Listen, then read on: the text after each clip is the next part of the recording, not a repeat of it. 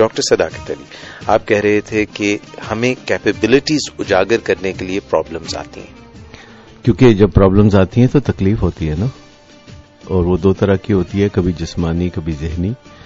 تو اس سے ہمارے اندر ایک سٹیمولس آتا ہے کہ سر جی کچھ کرو، سر جی کچھ کرو. صحیح. یہ جو ابھی کہہ رہے تھے نا مل جل کے ٹھکائی کریں.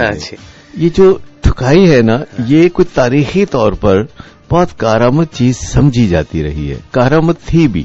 اچھا. کارآمد نہ ہوتی تو ماں باپ اپنے بچے کی پٹائی کیوں کرتے؟ بالکل ایسے ہی.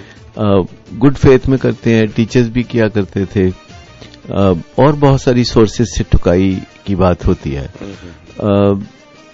تاریخی طور پر ٹھکائی ایک واحد طریقہ تھا بگڑے ہوئوں کو. ڈنڈا پیر بگڑیاں تگڑیاں تھا. جی صحیح. اچھا، اب مجھے یہ بتائیے کہ جب کا یہ محاورہ ہے، جی بڑی پرانی بات ہے. تب تو ہم سیل فون نہیں استعمال کرتے تھے، تب تو ہم کمپیوٹر نہیں استعمال کرتے تھے، ہوائی جہازوں پہ نہیں اڑتے پھرتے تھے. تو عجیب سی بات نہیں لگتی کہ ہماری زندگی کا کچھ حصہ تو ماڈرن ہو گیا، کچھ پرانا ہی رہا. ہماری سوچ یہی رہی کہ ٹھکائی کر دے. بلکہ آپ الٹا ٹانگ یہ بات کہی ہے تو مجھے حیرت ہوئی ہے کہ گیجٹری جو کہ گیجٹری زیادہ ایڈوانس ہوتی ہے وہ تو ہم نے اڈاپٹ کر لی ہے، ذہنی طور پہ ہم وہیں کے وہیں ہیں. کیونکہ گیجٹری نظر آتی ہے نا، اس سے تھوڑا سا ایک کنفیوژن ہوتا ہے. اور سوچوں کے بارے میں یہ ہے کہ وہ نظر نہیں آتی پر ہوتی تو ہے نا. یعنی یہ جو تہذیب و تمدن ہے اس میں بھی اسی لحاظ سے بہتری آئی ہے جیسے گیجٹری میں آئی ہے. یہ جو دنیا میں پہلے یونیورسٹیز نہیں ہوتی تھی جہاں اسکالرلی لوگ جو ہے سوچ بچار نہیں کیا کرتے تھے، کوئی ادارے نہیں ہوتے تھے، کوئی عدلیہ، کوئی باقاعدہ فوج، ڈسپلن. آپ کے خیال میں یہ جو آپ نے 2-4 ادارے بڑے بڑے بتائے ہیں، ان کو کتنی دیر ہوئی ہوگی مارز وجود اس دنیا میں آئے؟ 200 ایئرز، 300؟ بس یہی. 200، اس سے بھی کم، may be less. 300 years at the most. یہ بھی ایک حیرت انگیز بات ہے کہ بنی نوع انسان نے ترقی کرنے میں اتنی دیر کیوں لگائی. اور یہ سارا کام جو بہت زیادہ آپ کو زبردست کام نظر آتا ہے اس دنیا میں، وہ پچھلے 50، 70، 80 سال آپ کہہ سکتے ہیں. اس کے پیچھے آپ کو اندھیرا نظر آتا ہے، زیادہ تر کچھ خاص نظر نہیں آتا. انسان پوسٹ پون کرتا رہا ہے بہتری کو، کوئی بات نہیں کر لیں گے. تکلیف کو سہنے کا جو ایک وتیرہ رہا ہے انسان کا کہ تکلیف سہنے کا مطلب خوبی سمجھا جاتا تھا، برداشت کا مطلب خوبی سمجھا جاتا تھا. آج کانسیپٹ بدل رہے ہیں. وہ کہتے ہیں کہ کیوں آپ تکلیف برداشت کریں، آپ صورتحال کو بہتر کریں. پلیز یہاں پہ ایک چیز میرے ذہن میں آئی، اس کی تصحیح کیجیے گا یا صحیح سمجھ دیجیے گا. یہ ٹالرنٹ سوسائٹی اور انٹالرنٹ سوسائٹی، یعنی برداشت کرنے والی سوسائٹی اور برداشت نہ، اس میں کیا فرق ہوگا؟ دیکھیے، 2 کانسیپٹ ہے. ایک سوسائٹی جسے ٹالرنٹ سوسائٹی کہا جاتا ہے کہ وہ ہر نان سینس کو برداشت کرے، اف نہ کرے اور عظیم کہلائے. اپنے دل میں عظیم سمجھے اپنے آپ کو کہ میں، یعنی کوئی شخص سمجھے کہ میں کتنا عظیم ہوں، مجھے سب آ کے مجھ پہ ظلم کرتے ہیں، سب مجھ پہ دباؤ ڈالتے ہیں، تو میں کتنا عظیم انسان ہوں، مہان ہوں. ایک ہے زیرو ٹالرنس، کہ غلط بات کو ایکسپٹ نہیں کرنا، برداشت نہیں کرنا. اس کا مطلب یہ نہیں کہ آپ لڑائی جھگڑا کریں، فساد کریں. اچھا، رسپانس میں فرق ہے. رسپانس یہ نہیں ہونا چاہیے کہ ایک دم فساد پہ اتر آئیں. آپ کہہ سکتے ہیں اسمائل کر کے، جی نہیں، یہ چیز مجھے نہیں قبول، یہ چیز مجھے نہیں چاہیے. اور چہرے پہ تاثرات جو ہے نا وہ کرخت نہ رکھیں، غلط بات کو ماننے سے انکار کر دے پہلے دن ہی، تاکہ وہ جو تھوڑی غلط بات دوسرا کرتا ہے. اس کو میں نان وائلنٹ موو سے تشبیہ دے سکتا ہوں. نان وائلنس تو انسان کو چاہیے ہی، کیونکہ انسان اگر اشرف المخلوقات ہے تو اس کا مسائل حل کرنے کا انداز انٹلیکچوئل ہونا چاہیے. لیکن آپ دیکھیے کہ انفرادی سطح سے لے کے بین الاقوامی سطح تک وائلنس سب سے پہلے ذہن میں آتا ہے. وہ اس وجہ سے ذہن میں آتا ہے کہ وہ ہماری فنگر ٹپس پہ ہے، فنگر ٹپس پہ ہے. تو یہ ہم ہمیشہ سے کرتے آئے ہیں. سب سے پہلا جو ہمارا سورس ہے وہ ہم سمجھ لیتے ہیں کہ وائلنس ہے، جبکہ ماڈرن ٹیکنالوجی یا اسٹرکچر یہ کہتا ہے کہ اگرچہ وائلنس سے بھی تبدیلی آتی ہے پر یہ ڈیسنٹ لوگوں کا شیوا نہیں. مائٹ از رائٹ، یہ تو کہا جاتا ہے نا ہسٹوریکلی لیکن might is not right, right is right. یعنی اب یہ چینج کرنا پڑے گا. Right is right. جو صحیح ہے وہی صحیح ہے, زور زبردستی سے نہیں صحیح. نہیں.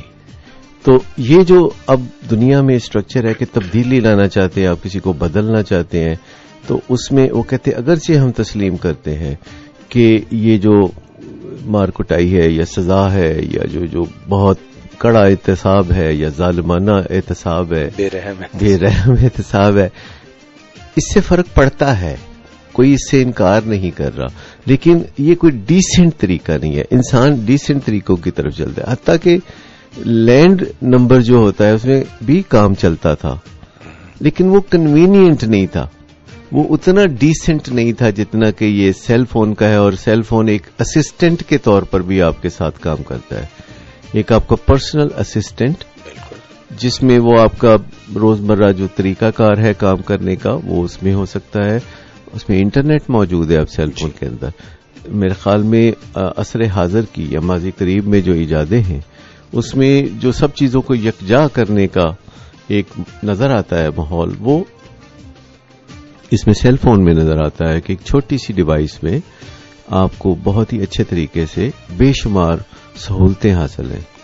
آپ میں ریڈیو سن سکتے ہیں, آپ چاہے تو آپ ٹی وی بھی دیکھ سکتے ہیں, آپ چاہے تو انٹرنیٹ پہ جا سکتے ہیں, چاہے تو تصویریں اتار سکتے ہیں, چاہے تو آپ اپنی آواز ریکارڈ کریں, چاہے تو آپ اپنا پروگرام جو ہے اس میں لکھ دیں کہ بھائی ذرا مجھے یاد دلا دینا کہ 3 گھنٹے کے بعد مجھے کہیں جانا ہے اور وہاں کیا کرنا ہے, اس کے نوٹس بھی آپ لکھ سکتے ہیں. تو ایک پرسنل اسسٹنٹ آپ کے بالکل ساتھ ساتھ چلتا ہے, سوتے میں آپ کو جگا دیتا ہے. کوئی شاید ایسا بھی اس میں فیچر اب آئے کہ آپ جاگ رہے ہو تو سلا دیں. اچھا, ہم بات کر رہے تھے کہ یہ جو مار کٹائی کا ذہن میں آتا ہے یہ بالکل آٹومیٹکلی اس لیے ذہن میں آتا ہے کہ یہ ہمارا وتیرہ رہا ہے صدیوں سے, ہزاروں سالوں سے یہ رہا ہے, اور یہ کوئک فکس ہے کہ یعنی فوری. یہ تو جنگل کا قانون ہے, آبسولیٹ ہے, جیسا بھی ہے آبسولیٹ ہے. اس لیے وہ کہتے ہیں کہ اگرچہ یہ ہے لیکن ہم اسے استعمال نہیں کرنا چاہیں گے. اگرچہ ہم لوگوں کو بدلنا چاہیں گے آج بھی, لیکن اس میں یہ طریقہ استعمال نہیں کریں گے کیونکہ اس سے تعلقات بگڑ جاتے ہیں, اس سے اندرونی زخم آ جاتے ہیں. بیرونی زخم تو آتے ہی ہیں مار کٹائی سے, اس سے اندرونی زخم. مجھے بتائیے کہ یہ اندرونی اور بیرونی زخم کا کیا فرق ہوتا ہے؟ دیکھیں, جب آپ کسی کو مارتے ہیں تو اسے چوٹیں لگتی ہیں تو یہ تو بیرونی زخم ہوتے ہیں, وہ باہر کی طرف نظر آتے ہیں. باہر کی طرف نظر آتے ہیں. اور کچھ ایسے زخم ہوتے ہیں جو باہر کی طرف نظر نہیں آتے, ان کا رخ جو ہے وہ اندر کی طرف ہوتا ہے, ان کا منہ اندر کی طرف ہوتا ہے. صرف وہ شخص جانتا ہے اپنے ان زخموں کے بارے میں جو دوسروں کے تشدد سے یا زیادتی سے لگتے ہیں, اور یہ بڑے دیر سے ہیل ہوتے ہیں. ہیل بھی تب ہوتے ہیں جب آپ انہیں ہیل کریں, ورنہ یہ ویسے کے ویسے پڑے رہتے ہیں.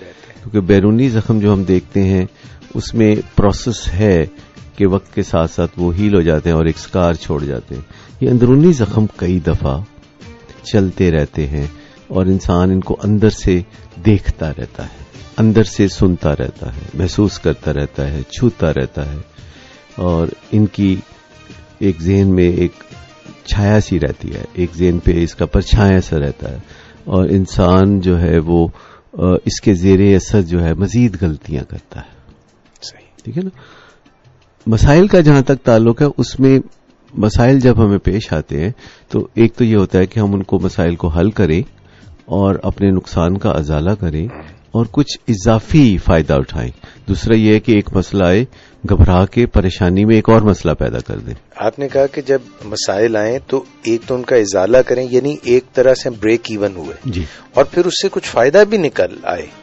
یہ تو پھر ضروری ہے نا. کسی بھی کاروبار میں جب آپ کچھ انویسٹمنٹ کرتے ہیں تو آپ یہ تو نہیں چاہیں گے کہ جو سرمایہ آپ کسی کاروبار میں لگائیں بس وہ واپس آ جائے. تو ایسا ہوتا ہے کہ اس سے جب ہم کوئی مسئلہ حل کر لیتے ہیں, نیچرلی جب آپ سرمایہ کاری کرتے ہیں, چاہے وہ محنت کی ہو, چاہے روپے پیسے کی ہو, چاہے توجہ کی ہو, تو بریک ایون ہونا تو کوئی بہت بڑی بات نہیں ہے. نیچرلی کچھ پروفٹ لے کے آپ آتے ہیں نا. جب بھی آپ کو کوئی مسئلہ پیدا ہوا, مثلا فرض کریں آپ کا کوئی بہت اچھا امپلائی ادارہ چھوڑ کے چلا گیا, اب یہ ہو سکتا ہے کہ آپ اپسیٹ ہو جائیں. آف کورس نقصان ہوتا ہے, اور آپ دوسرے امپلائیز کے ساتھ بھی برا سلوک کرنا شروع کریں. آپ کی وہ سوچ بدل جاتی ہے. آپ کہتے ہیں دیکھیں میں نے اس کے ساتھ اتنا اچھا کیا, اتنا اس کی کیئر کی, سنوارا, نکھارا, اس کو ہر طرح سے اکوموڈیٹ کیا, اور یہ مجھے چھوڑ کے چلا گیا. جب مجھے اس کی ضرورت تھی, جب یہ کسی فعال ہوا, یہ کسی قابل ہوا, تو یہ باقیوں کے ساتھ بھی مجھے ایسا رویہ ہی رکھنا چاہیے. یہ ہو سکتا ہے. آپ کی سوچ ایک پسماندگی کی طرف بھی جا سکتی ہے, لیکن آپ یہ بھی سوچتے ہیں کہ اچھا ویسے جھٹکا تو لگا, لیکن دنیا میں اور بہت لوگ ہیں. تو اس مسئلے کو جو پیدا ہو گیا ہے, ہم نے اس طرح حل کرنا ہے کہ ہم بریک ایون نہ ہوں. ہم اس سے کوئی بہتر شخص اب ڈھونڈیں اور اس سے ارزاں ڈھونڈیں, اور پھر ہم کچھ وقت گزرنے کے بعد جب انوینٹری بنائیں تو ہم سمجھیں گے کہ یہ ایک چیز انوینٹری میں سے نکل گئی تھی. انوینٹری کیا چیز ہے؟ جسے بہی کھاتا کہتے ہیں. اچھا اچھا, کیا کھویا کیا پایا, کیا کھویا کیا پایا, کچھ بھی سچویشن ہوئی, اچھا بیلنس شیٹ, یہ ہو گیا, یہ چیز نکل گئی. اب ایک اور چیز ہم یہاں پہ لاتے ہیں اور اس کی ویلیو کو ہم پھر کچھ عرصے کے بعد ناپتے تولتے ہیں کہ اچھا یہ جو ہوا تھا نقصان, تو اس کے لیے پھر ہم نے یہ سرمایہ کاری کی.